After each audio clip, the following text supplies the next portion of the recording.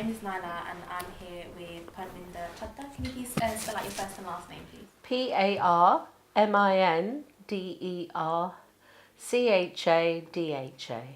Okay, so we're here at your house. It is the 2nd of December 2017 and the time is now 7:11. I'd just like to start off with asking you about your background. I was born in Kenya and arrived in England in 1962, where my father had called for us. He arrived here the year before.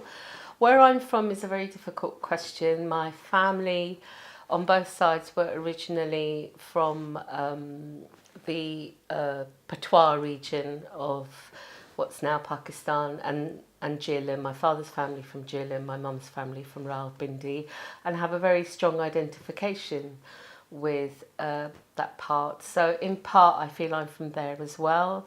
And then after partition my family moved to different parts of India, mainly Delhi, but also both my grandparents were amongst the first in Kenya. So I have a kind of quadruple identity. But I think that's important also to say, because a lot of South Asians, and certainly in England, are like that as well. We have a very mixed ancestry, or we have a very mixed geographical kind of ancestry, but it also means that culturally we cross over to lots of things, including film and cinema, and that's all makes up part of who we are. Okay, so what is your earliest memory of Southall? Well, I remember arriving on a plane journey with my mum, and it was very alien. I was about 3 3/4. I remember strawberries and cream, and I remember seeing my dad without his turban.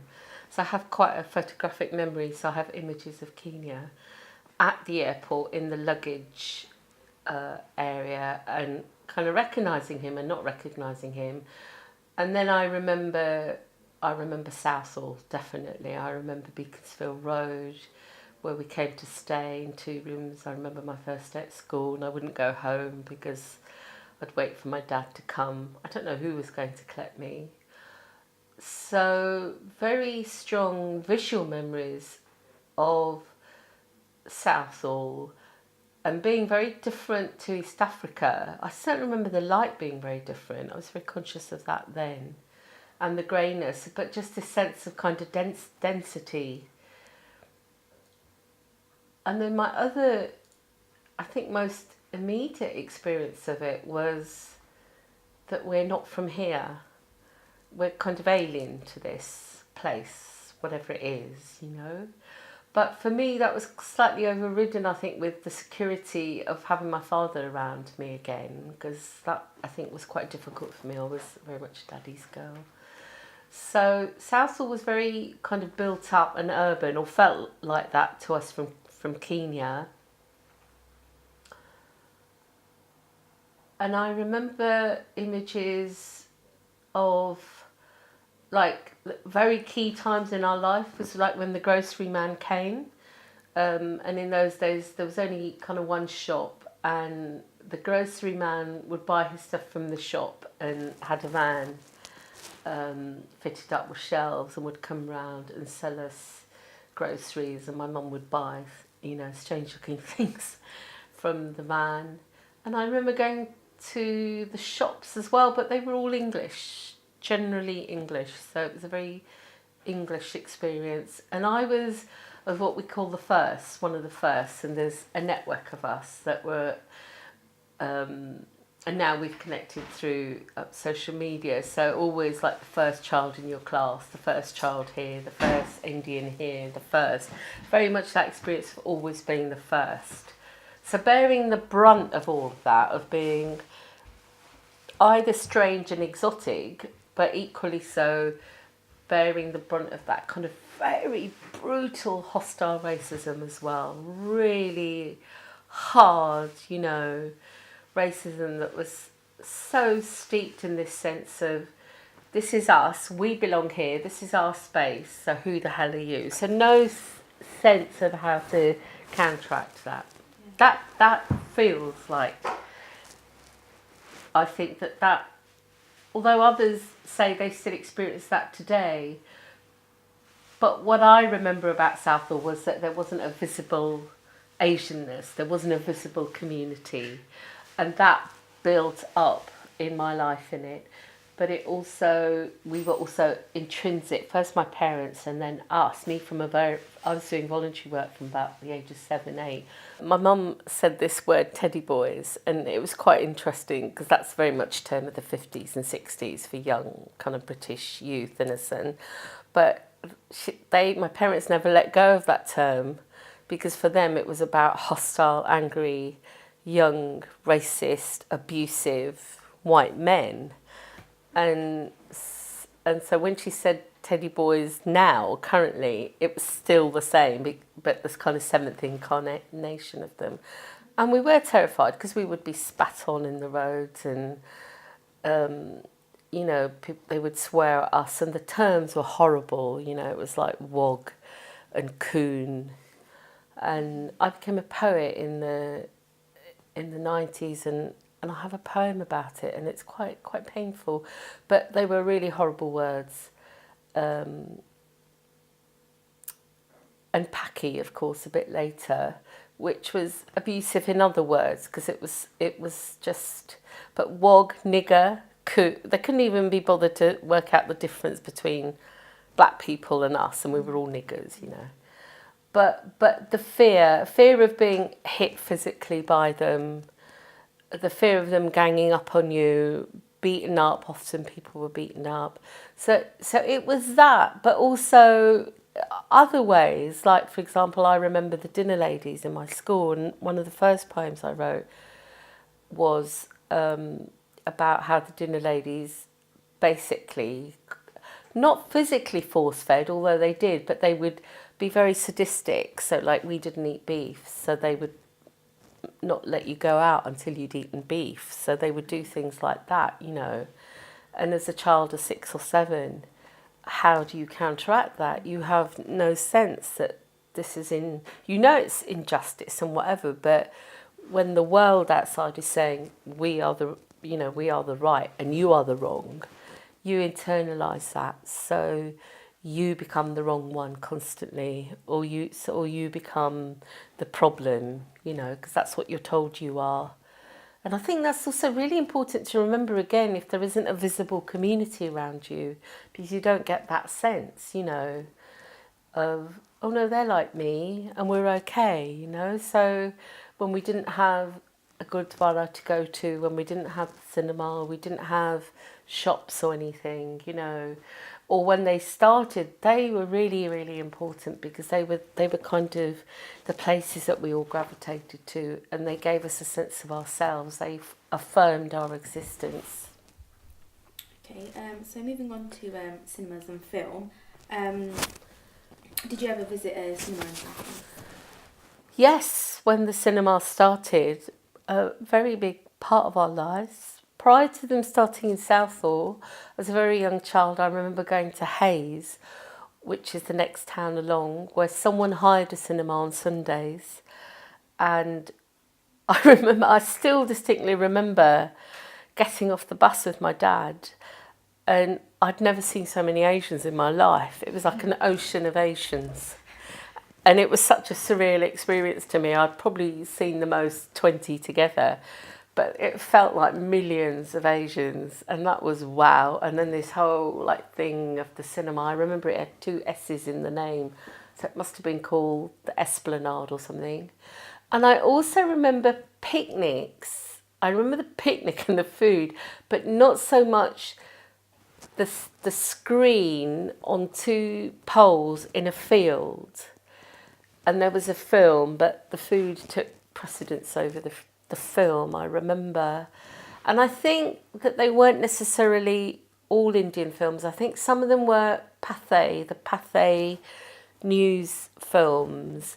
And often when you went to the English cinema, you saw a short drama, or you saw a news film, and then you saw the feature. And I think sometimes that happened in the Indian films as well. They kind of came in a package. So I do have memories of those, yeah. Do you remember any type of film that you watched? I remember films in the Dominion and the buying of the Dominion, because my dad was quite active. And although he wasn't so active in the IWA itself, he was very close to the people. He's very close to Vishnu Sharma. And I think because, like us, we used to have a surgery going on in our house constantly with lots of people wanting advice and that. So it was just part and parcel of what everyone did. They helped. And my dad did the accounts for the committee, as they call it, the credit circle that men set up in the very early 60s, and he did the books. And for a lot of my life I wondered, because I went with him everywhere, and I remember being in a hall with lots of men and lots of figures on the book, and years later I found the book, and then it twigged that this was the committee. And the committee then, once men, every month one man would get his credit, and he would either bring his family over, put deposit down on his house, or without banks. We weren't allowed to have bank accounts, so the whole financial system existed outside banking, or existed through the one shopkeeper who then kept money for everyone else. And then at some point this huge event happened, which was the buying of the Dominion. And now I remember going to lots of events there, and they weren't necessarily all film-related events. I think the IWA had kind of conference-type things there. Yeah, so the buying of the Dominion cinema itself was a huge event in itself. I still remember the excitement of it, because until then we had to go to other places to see films. I don't have memories of the big hall. I have memories of the picnics and the seeing the films on the sheets. And I think I remember seeing some Raj Kapoor films that were black and white. And I remember seeing Mother India, which was like, it was just like world altering to see Mother India, because I don't think ever since then either I got such a powerful experience of what India was. A, because I came from Kenya. B, because I grew up in England. And India, the kind of symbolism and the reality. And I remember my dad saying, that's a proper film, and that shows the real India, And it was so tangible. So Mother India had a huge impact on us. The other films I do remember seeing very early on in the 60s, or whenever, or quite on, was a film called Shaheed. Maybe it was later 60s. And it was a film about the Indochina War, and I remember being terrified by it because it was quite graphic in its in its scenes. And I remember Guide. And the IWA put on a really interesting film festival. I remember it. I remember the programme, because, they were not just about entertainment. They were a political organisation. They were a social and welfare organisation. So thinking back on it, when they looked at cinema and putting films on, films were not just about going to the pictures for a week. They were a very intrinsic part of our cultural and our social life, and language, how we stayed in touch with Hindi and everything. So they were very well informed around that. And I remember seeing films in this film festival, and my dad saying we had to go because it was a film festival. So we went to see films in the week. And yes, so many films I saw, hundreds of them. Firstly in the Dominion, and then the other cinemas, the Century, which was one along, and then the Liberty, which was bought a bit later. So those were amongst the first films. Oh, Janak Janak Baji, I remember, which was a very dance-orientated film, and Ram Raj, I think, and then another devotional film. And the devotional films, maybe it was Sanjesh, or it had the word Santoshi Ma in it. And those were epic as well, because they were kind of like religion coming alive in film. Even though it wasn't our religion, it was still Indian, yeah. So you spoke about how you went with your dad. Did you go with anybody else? Yeah, it was a big... Okay, I'm going to explain it. So imagine that there's a planet, and on this planet, you're on this planet, and on this planet, TV, there's only 3 channels. They're English, BBC One, BBC Two and ITV. They're only on in the evenings. No daytime, and they shut at 11 or something, 10 or something. There's radio, but there's no videos, there's no social media. You listen to music through records, and then a bit later in the 60s, cassettes. But the only way you could get cassettes was if someone from India or Kenya recorded cassettes for you. So how the role that cinema played, once a week there was a place, and it's like this dark planet, and then there's this place that's a cinema, and it's got lights like that on it, because they did have lights outside. And once a week, if you were lucky, you would go to this place, and you would just be enveloped in this magic. And so all the rest of the week, you didn't see anything like that. You never saw Indian images. You never heard Indian language. You only got to hear it if you were lucky enough. And my dad bought a radiogram very early on, and then whatever records you could get, and you listened to. I remember having the old gramophone records that someone gave us, and we'd play them on our record player because we couldn't get, records. And it was so magical, the allure of this once a week experience of cinema. That's what it was like in the early 60s, and certainly I would say into the late 60s, until the whole infrastructure started, when there were more shops, clothes shops, the record shop, Virdi's, where you then went and looked at albums.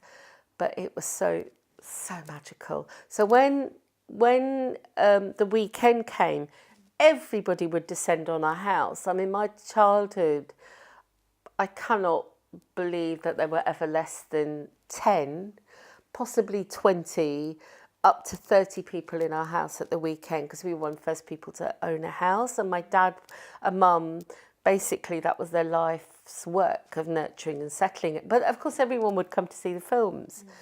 So huge groups of us would go, or the teenagers, because they didn't want to be with their parents or grandparents or anyone else, or with the kids. We would try and sneak away. And for us, the premium, I was a kid, but I always got to go. And I had a whole group of cousins who'd lost their dad earlier on. It was six sisters, so they had a degree of freedom that no one else had. And they were allowed to go on their own to the cinema, which was unheard of. But they needed an escort, and I was the escort, so I got to go with them.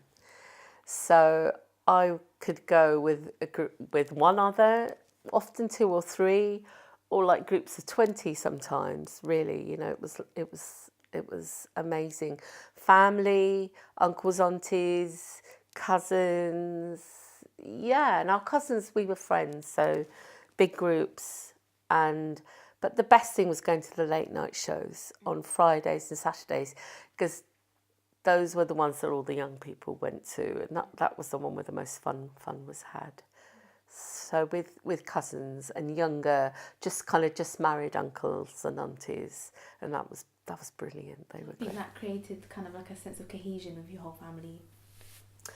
Yeah, I mean, like I said, it was the one thing you did at the weekend, and then gradually there was a whole ritual.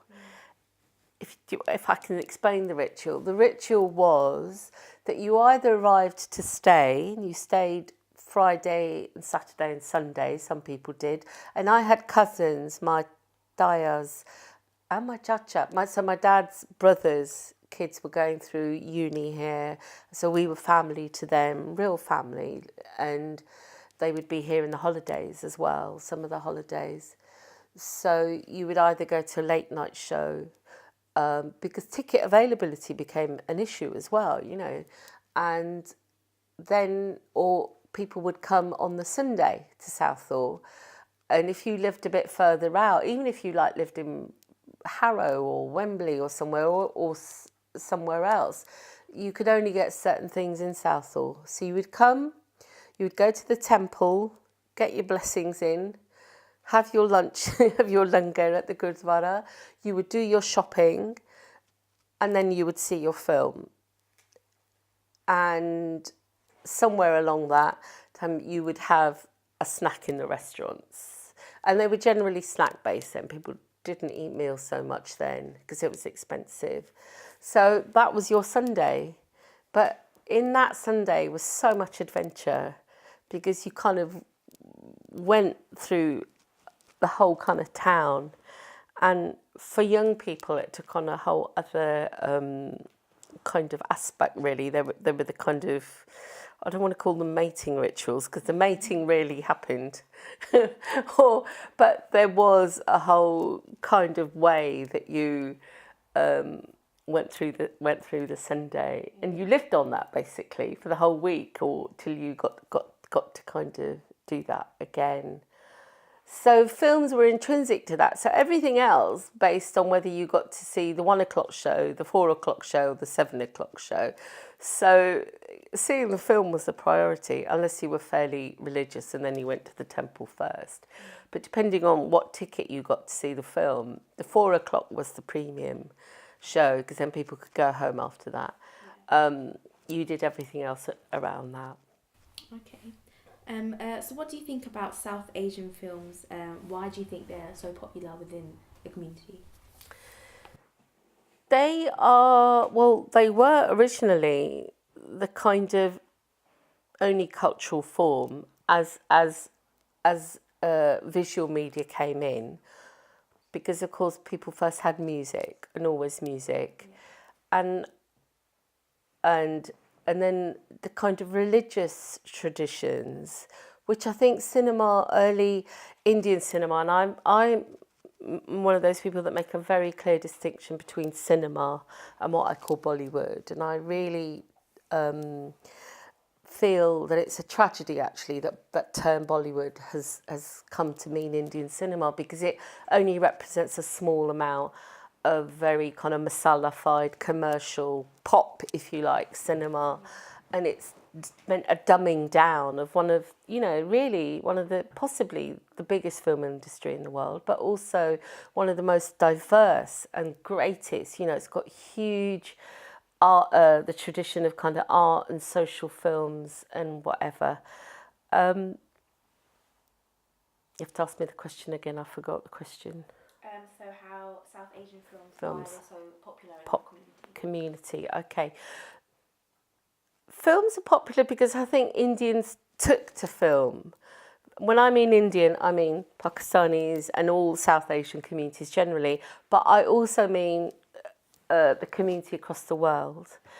And also remember that Indian cinema was global right from the beginning. People don't think that, but Indian films were being shown in Russia, Raj Kapoor's films particularly, so we're talking 40s, 50s. They were shown in Africa. Africans we know all watch Indian cinema. They were shown in South America. They were shown in the Middle East. They were shown in Malaysia, Southeast Asia. And I think that cinema, Indian cinema particularly, because it's got so much kind of drama and so much kind of colour and music and this whole kind of particularly old cinema, when it wasn't, there was romance, but romance was part of a bigger dynamics.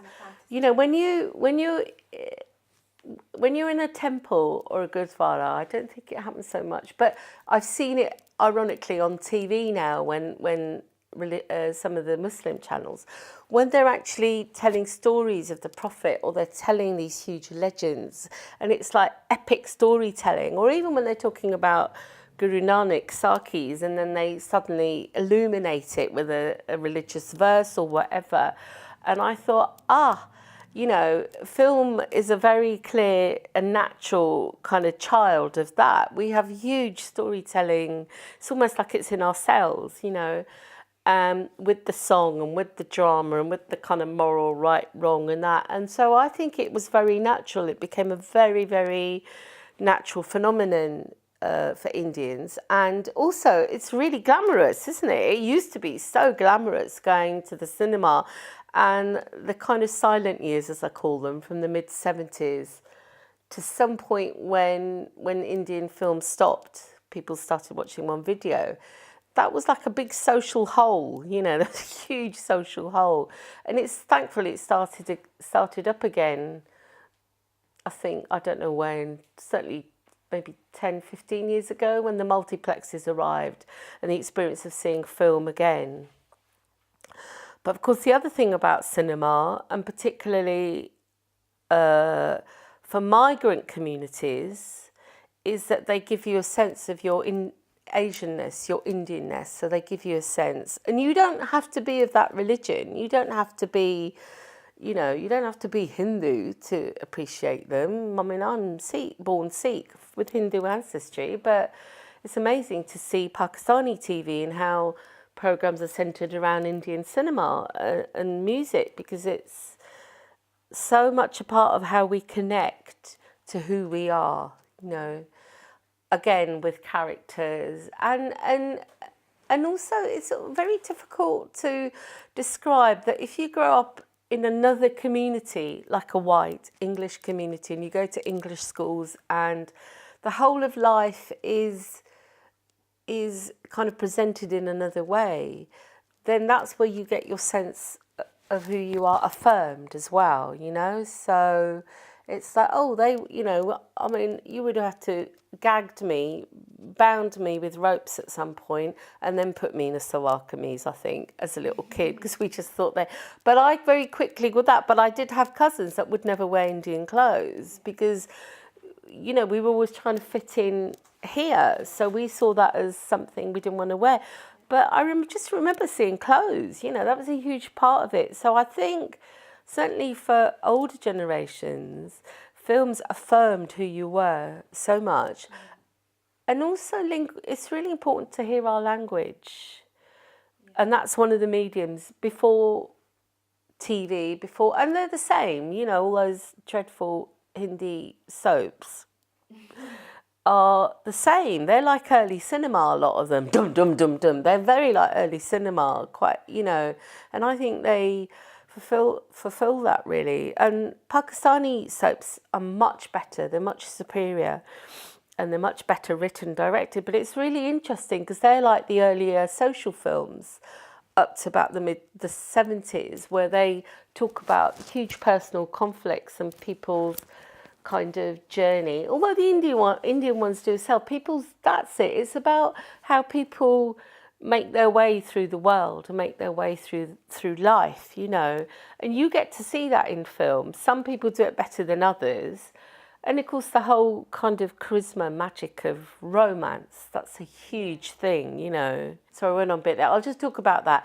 And romance, I think for Indian kids, it was like you lived this kind of almost schizophrenic life, because you're brought up to, for all Asians really, that your life partner is going to be chosen for you, or, you know, it will be that you don't have what English people had as a chance to fall in love and then live happily ever after.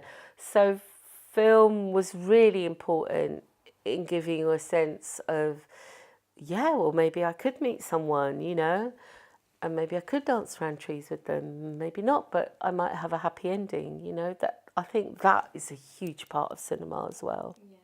I think the other reason why films are so important for us as South Asians is the music, you know. Music is such an integral part of our lives, anyone's lives, you know, like people listen to music all the time. But I think for us it takes on another dimension, particularly, again, if you live outside, you know, your homeland. Although it's true of India as well. You go India, Pakistan, anywhere, there's music playing constantly. And films were the main medium of music, unless it was devotional music, or the classical traditions, you know, of going to classical concerts and darbar. But that's really was for an elite, you know, not everyone got to to access that. So film music. And also we have to acknowledge that till about the mid-70s, Indian film music was of such a high calibre, because the greatest geniuses, really, the greatest literary geniuses, the poets and the lyricists of the day were writing film music. And of course, some of the best musicians were writing that. And we see that now, like with A.R. Rahman, you know. So the calibre of film music and the calibre of the writing and the poetry and the imagery and the metaphors and just the language was so high as well. And I think that the role, you know, it's, what's the word? It's symbiotic. The films and the music kind of were like that. So you got the music months before the film sometimes, and you listened. So the anticipation of the film was just so much, you know. And sometimes you saw the film and you didn't have the music, so you were like starved of the music until the music arrived, and then the cassettes arrived. And one person would arrive, because lots of family were arriving from Kenya, and they would have a cassette, and within about 3 days, 25 copies of that cassette had been made by the one cousin that had a double cassette recorder or 2 recorders. And the 2 kept you going, you know. So the experience of seeing the film was replayed in listening to the music. And I think for the kind of psychological kind of strength, really, that you needed to get through life. And I'm talking about us, I'm not talking about our parents' generation. They really had it bloody tough. You know, my mum and dad, there were years I didn't see them together because they worked double shifts in factories or whatever. I was looking after my sister from 5 and whatever. But we had it really tough as well, you know, the first generations that kind of grew up here. So cinema was a central, not just a propelling force in our life, but it was a sustaining force of our life. Yeah. And so you touched on film and how that connects with your heritage. How was that for you? How did film connect you to your heritage? Totally, completely. My sense of being an Indian, an Asian, came from film, very much so. It came from religion as well, but religion wasn't out there, so visual. But religion was also, you know, religion's tied up in morals, and it's also tied up in rules, which it shouldn't be. You won't do this, you can't do that, you can't cut your hair, you can't wear that, can't wear sleeveless dresses, you mustn't, and you must not talk to boys, you know, and we'll kill you, you know. And so religion was kind of like that, so it was hard to negotiate. But films is where you got that sense, both visually, through sound, and culturally, oh, this is who I am, you know? And it was lovely as well. You had beautiful women, beautiful clothes, pretty gorgeous men. You had all the kind of characters of, you know, good to bad. You negotiated it all. You had, again, people working through situations. I'm thinking of a film now that's come to my mind called Do Raste with Rajesh Khanna, who was the first kind of superstar and was so, like, I don't know, something about him. He was just so attractive to everyone. Everyone would swoon over him. But this film was really, really important because it showed that going off for a Western education, one brother, and the sacrifices made by the other 2 brothers, and he comes back and marries a very selfish, snobbish woman, and basically they destroy the whole family, you know. But the kind of values of old and young and sacrifice and come together in that film amazingly. And then this amazing romance with Rajesh Khanna and Mumtaz, which was just as magical. But it was, and sometimes you had to see films 2 or 3 times because there was so much in them, you know, again, of those films. Once you kind of saw it and you got all the romance, and then you saw it and then you got something else. So very much it was a celebratory, the kind of affirmation, but also a celebration of who you are, but that you didn't get until, I would say, the late 60s, early 70s. That didn't happen here. And the cinemas itself, I mean, remember, I lived in Southall, and the Dominion was like, wow, this is our place. You know, physically, it's our place. And the only other place like that was the Gurdwara and then the shops. But the Dominion certainly felt like our place. And the other thing of the Dominion, as my mum said, was it had a ballroom at the front. So the first weddings, in fact, I think my family was possibly one of the first. Yeah, I remember Kulji Bamra, the musician, his mum started singing at someone's wedding, and then that whole music thing started up. But we had receptions in the Dominion ballroom, and of course film music was played, and then my cousin would do a little dance, which was basically her version of a Helen dance, you know, gabare dance. And that was like the bee's knees, you know, and everyone wore the clothes. Her eldest sister was a brilliant needles, you know, she sewed and designed clothes really well. So Didi, her name was, so she would make clothes based on whatever the latest, you know, fashion was. And also in the Dominion ballroom, other things happened, like Dandiya, as my mum said, the Gujarati kind of festival dances happened. And the other big thing that happened was that the film stars came from India. And that was a big thing. That was very real as well. So not only did you, to a point that now it would seem surreal because now they're all kind of stars, but at that time it was like, whoa, this is really real. It's not just cinema, because when you're sitting there and Dilip Kumar's in front of you and you're like, oh, okay.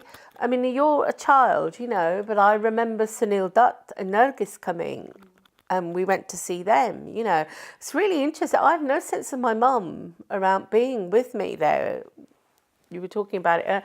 I just remember me and the young people, and like, although they were slightly older, but I did like Sunil Dutt. I thought he was bloody gorgeous.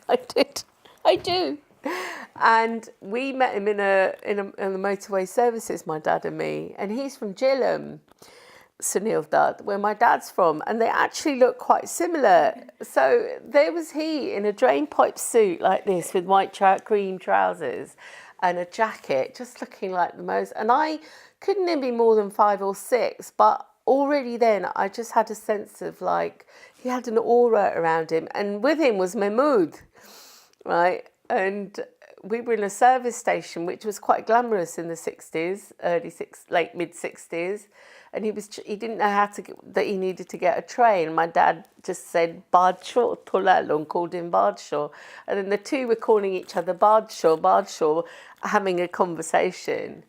And years later, I recanted. So it became very real because you'd see them, Vijanti Mala, I remember seeing at the Dominion. Asha Parekh came. Vijanti Mala, I have to tell you, when she arrived, there were all these people standing out there with brooms, and we were like, why have they got brooms? And I think someone gave her a broom or something. I just remembered it. And actually, it was really important because it was something to do with Gandhi and sweeping away the caste system. It was very symbolic. So obviously she was involved in that somehow. So she arrived in Southall and there were a load of people with brooms there. But it's and I had to, again, I remembered it. And I went back to my mum and she said, Nayo Gandhi ji de bare se. So the stars coming over, because the only place they would come to when they came to London was Harrods and Southall. That was the only two places they wanted to come to.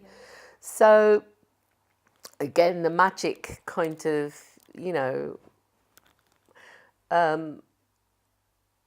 was also about seeing them live, really. Yeah. So do you have any kind of memories or experiences that you had at home watching on the VHS?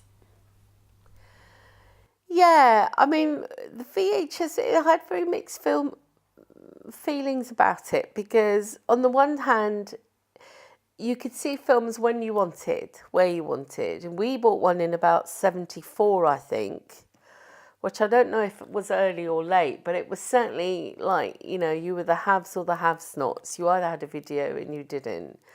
But because I was so into films and I was so into music as well, I just kind of said we had to have one.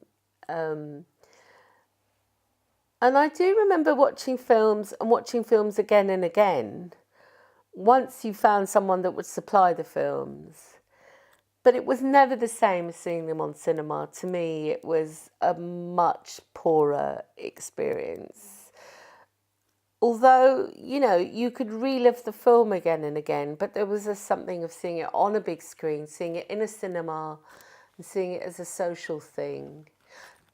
The good thing was when you like got together with your cousins and you watched the film and you all sung the songs and kind of, oh, Bobby, for God's sake. I mean, we watched Bobby in the cinema, I would say about 5-6 times. Bobby, and there was another film, Hare Rama, Hare Krishna. Oh, I must have seen that about 6 times. But then when we got them on, and there was another one called Mera Gaon Mera Desh, I remember. And then I was already kind of I was in my mid-teens, I remember. And it was interesting because Rishi Kapoor in Bobby and Dimple, we were kind of like the same ages. And we were and so really Bobby, I was like a complete, but I think because they were so like us, you know, us kids. And everyone had to have Bobby, and everyone just watched Bobby like every night, you know. So that was great about the videos.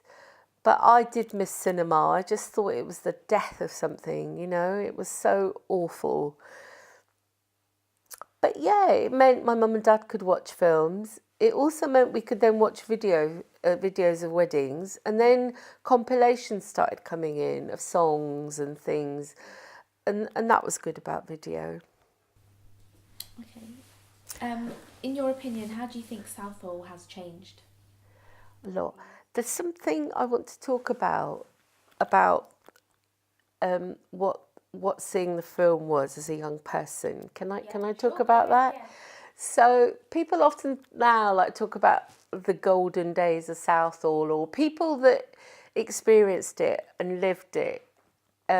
It kind of lives in our hearts, and it's really interesting because now on social media and Facebook there are now groups emerging about Southall, and I've made 3 friends on one, and we're all from that kind of era, but we actually want to set up an Indian one, an Asian one, because of course it was both. It was a really painful and brutal experience, but it was also because of the kind of racism and of being the first in that kind of, you know, in a fairly hostile white society. Not always, but largely that seemed to be the experience. But also the kind of magic of the cinema.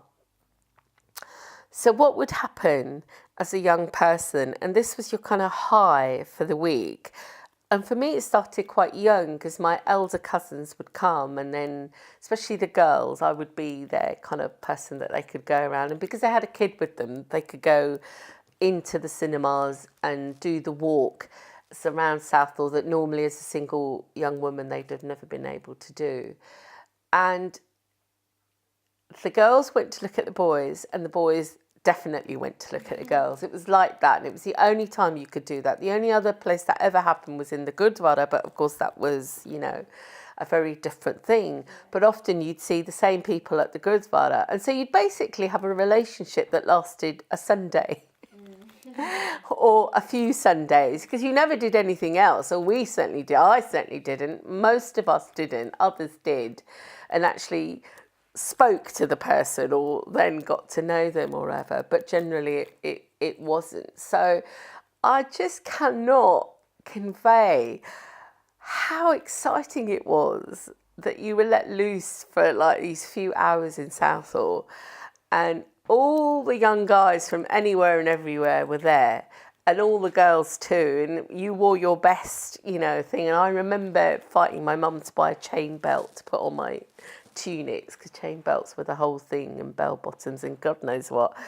And then the ritual would start, and the ritual would be, because we lived in King Street, is that you'd go to the Dominion and you'd see what was on in the Dominion, and you'd see what the availability was. And then you'd walk, of course, because you had to walk to the Century Cinema, the next one, and go past one of the notorious cafes where all the boys hung out. And in fact, we would cross the road. And then, of course, at that time, boys would like shout out things to you, and you know, all kind of stuff would like go on. The rather brave ones would follow you, and then you'd have to fight them off back, and then you'd go to the Century and see what was on there, and then you'd walk over the bridge to the Liberty and see what was on there, and then walk all the way back, because you knew from the beginning what you wanted to see was at the Dominion, but you wanted to do that walk, or possibly. And in between, you'd go to the record shops, and one was the one next to the cinema, and one was on the Broadway, ABC, and India Record House. And again, that was a really important part of it, because they had the albums, and you'd spend hours. And then you'd go to one of the cafes, which was Rita Samosa Centre, or Sagu and Tucker, which was next to the cinema, and then have basically samosa and tea and a faluda if you were brave and had the money. And it was like that, you know, chana bhatura, but you spent about 2 hours in the cafe unless they threw you out, because there was always like, and the same guy was clocking you in the cafe and clocking you there and whatever, and saying things to you. And then you'd get in the cinema and you'd find the guys around you, or more guys, or whatever. And I remember once one had followed me the whole day. And when we got into the cinema, he was waiting to see where I sat. And I don't think I was more than 13 or 14, and terrified, because I had my male cousin with me as the protector of my, you know, modesty, and somebody else, I can't remember, his friend or something. And this guy sat about 5 rows ahead of me at the end of the row, and he sat the whole cinema like that, and he looked at me through the whole cinema like that, going like, you know, every time the screen was lit up, he would be looking at me, and I was trying really hard. I don't remember much of the film. And I was like, these two are going to kill me, you know, but it was so exciting. And then sometimes you like brush past each other in the queue for the samosa, and he'd say, gal ho jaye, or something, or tu bahut soni hai, or he'd say, you know, I like you. I like you was the most like radical. And then, oh God, it was just like, and you'd kind of like die at that. That was like, so, you know, so the kind of, how to call it, the kind of sexual frisson was like, but it never went beyond that. Not certainly for most, we were good girls. But it was brilliant. And although you told off the guys, because some of them were like terrible. And the other brilliant thing that would happen is that people would sit and make comments on the films, and sometimes, so you'd get these guys and they'd make comments throughout the films, and that was hysterical as well. And I remember we were watching one film, and it was actually Hati Mera Sati, where the bloke's best friend is an elephant, you know, my elephant, my mate, or something. And he gets married to Tanuja, and they're in hammocks, and they've just got married after a lot of angst. And he's saying, we have to go and have a honeymoon, ke liye kahan jaye? And she goes, I remember she goes something to the tune of, jahan thandi hawa phailti hai, hum wahan jayenge. And this guy in front of us went, Southall aa jo, badi thandi hawa firti hai, right? And the whole cinema just collapsed. We were just, you know, we were falling over with each other, because it was just so hysterical. No one could compose themselves after that. And it just became so funny and so brilliant.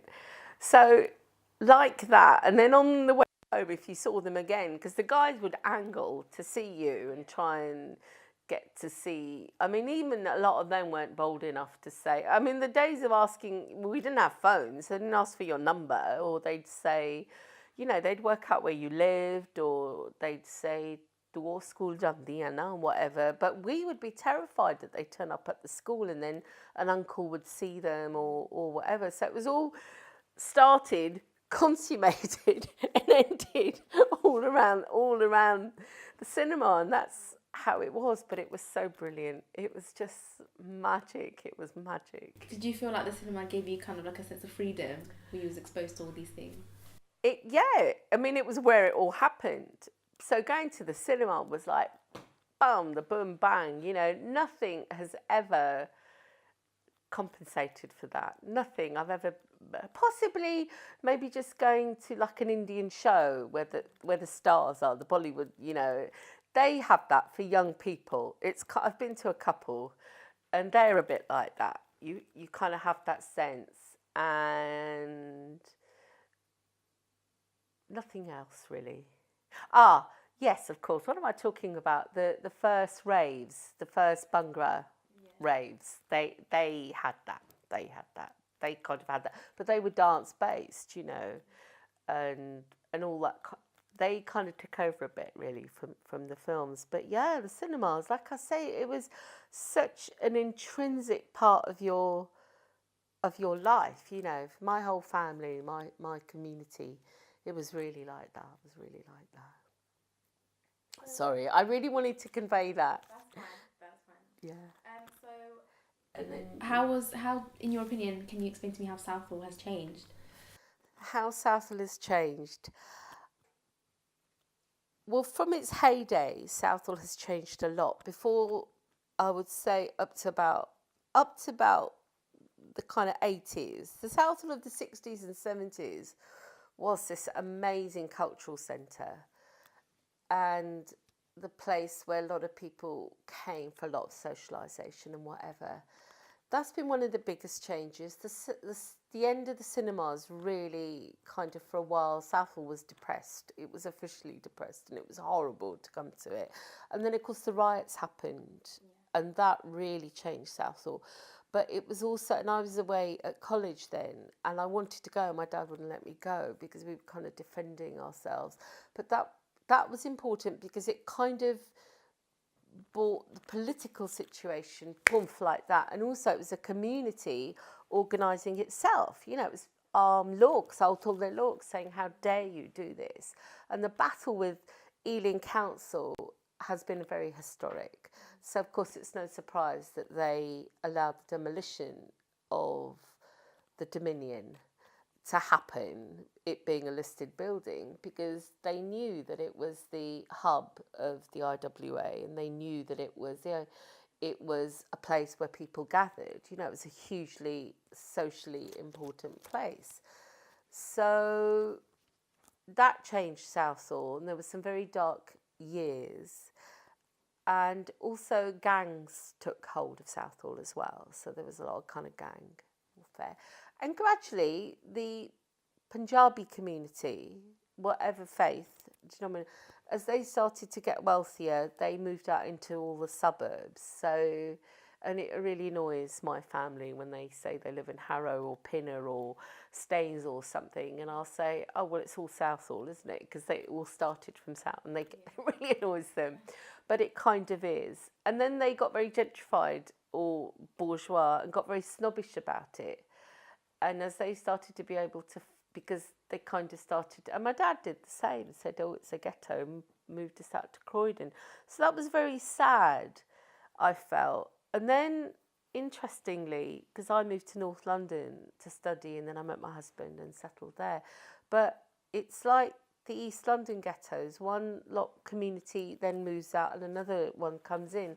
And that's, to an extent, what's happened with Southall. Other communities have always kind of been coming and moved in there, and they include the Muslim community. You know, it's a big Muslim community here, particularly in Old Southall, Pakistani community, and not now Afghani. There's the Afghani Sikhs, there's Somali community, and one of the biggest new shifts in Southall is the South Indian and Sri Lankan community. And I like it. I like the diversity of it. And they come because they feel safe there. And Southall is very rare in the world because it's the place that create for Asians, South Asians.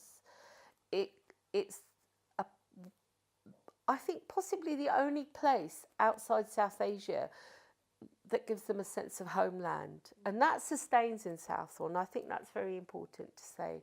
Now it's largely a shopping centre, and important for that because a lot of people getting married and that people still come to the temples, but I actually think it's having a revival. I really feel that my history with it's over 50 years, and I like that, and I'm so happy my parents retired here because they actually had very happy years in Southall and years they could enjoy. And it's got services, they join these Asian clubs and go off on trips and whatever.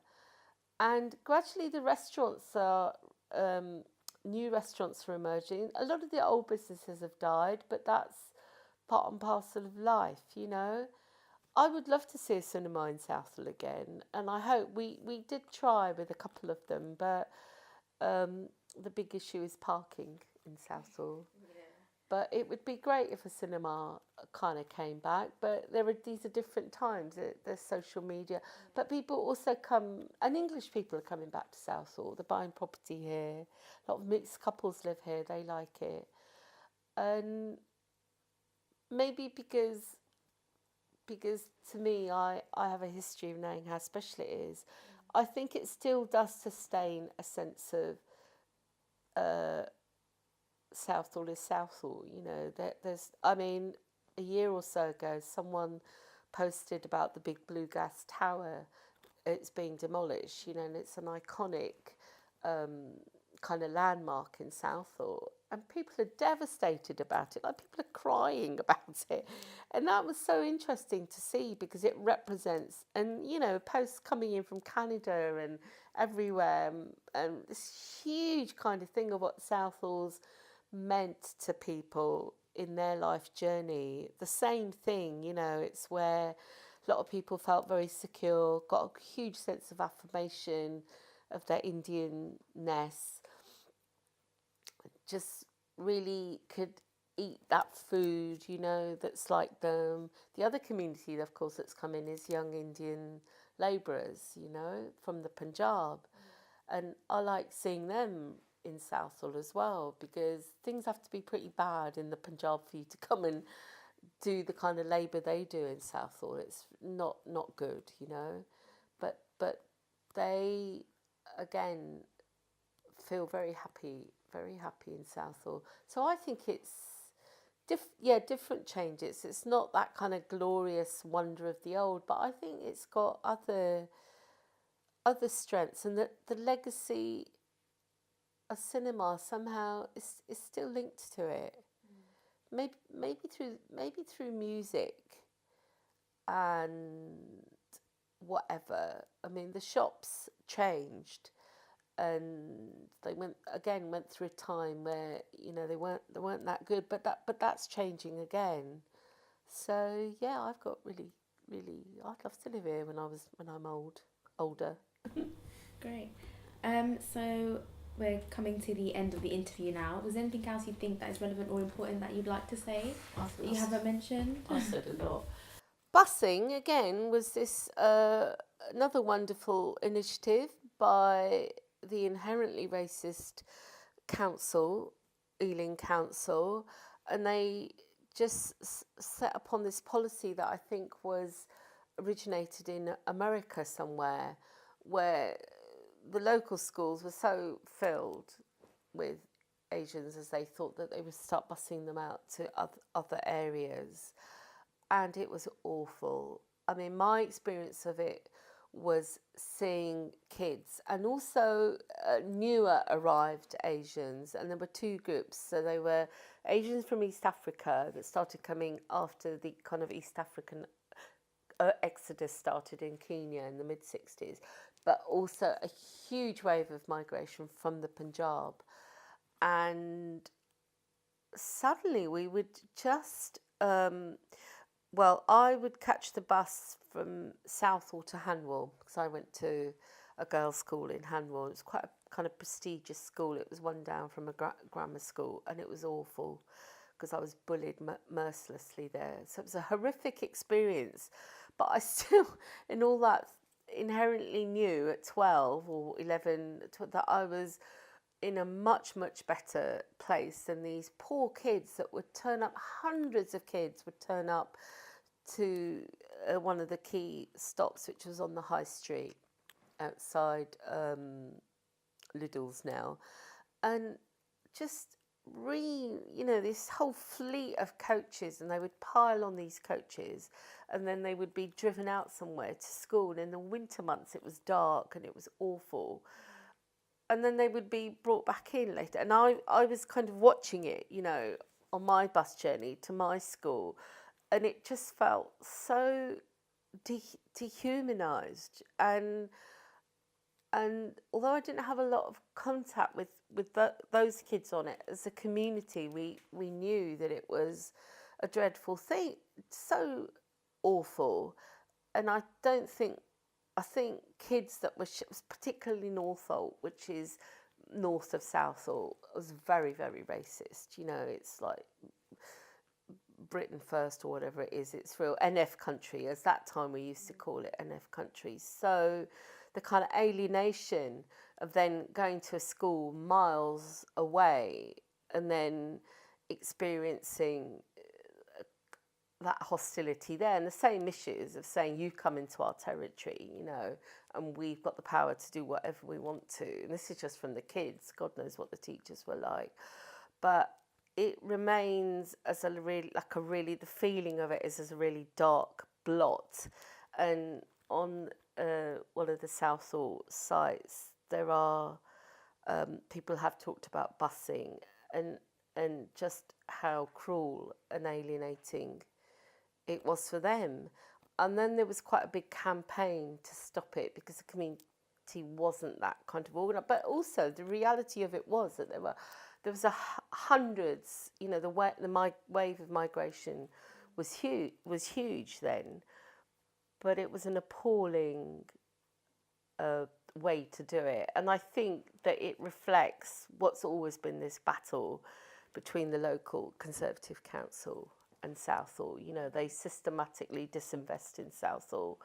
They systematically don't maintain the infrastructure of the roads and all the other things that they need.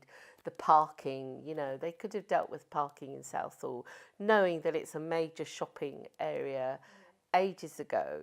When I moved to North London, then I moved to East London for a bit, and when I saw how Newham, for example, embrace and deal with their Asian communities there, then I really saw how bad Southall was. So I think people were very permanently scarred by busing. I do know that in terms of the way they kind of talk about it now, really. It was a sense of, like I said, of dehumanisation, to do that to school kids and to primary school kids. And then to their parents, because, remember, those very parents are the ones that don't have the resources to travel to those schools and see how their kids are getting on or whatever. The power kind of vacuum, was terrible. The other thing I want to say about film and Southall is, certainly for me and my family, it kind of created this connection around film. And I think one of the best elements of that was, at some point, I found myself, just as a person that I was, and in a sense I was an activist, but also I worked in local government, in community development, but always worked with the community, so always running girls' groups and whatever, always working with older Asians and helping them. And very soon I was kind of pulled into film myself, particularly documentary filmmaking, and that relationship has continued. Not so much in drama, but documentary filmmaking, and then reminiscence work, which is also filmed. And I think that's important to acknowledge as well, that a lot of young Asians, that experience of Southall then also opened the way for them to go into media and the creative arts. And people don't often remember that about Southall, because to say to your parents, I want to work in the creative arts is a huge thing. Even now, you know, I mean, there's a hugely visible creative industries now, but people have been able to become musicians because there was a music industry, but also go, you know, more into film. And I think as younger people have access to film and technology and just as a day-to-day thing with their phones, they record and they make films. Whatever they, you know, like loads of Sikh guys will make so many films about their Sikh heritage and whatever. And whatever the content, that's another issue. But I think the level of documentation that exists for people and the amount of footage people will take of Southall, but then again the amount of people that have moved into the theatre as well and moved into film and not necessarily from Southall, but Southall's given them that connection. I like that. I think that's wonderful because it shows that, again, how cinema informs. Although, you know, my son's a digital filmmaker and he only uses digital equipment. He's of a different era, although he likes going back. But he's third generation now, and very much enshrines that. If he hadn't spent half his childhood here in this house in Southall with my mum and dad, as well as, you know, being on films and whatever, he wouldn't, nothing would have given him license to say that. So I like seeing more and more people going into film in the creative industries. Yeah, that's it. Sorry, that's what I wanted to say. Thank you for your time. Oh, you're welcome. For sharing the stories. It is now 22 past 8, and that is the end of our oral history interview. Great, thank you. Thank you.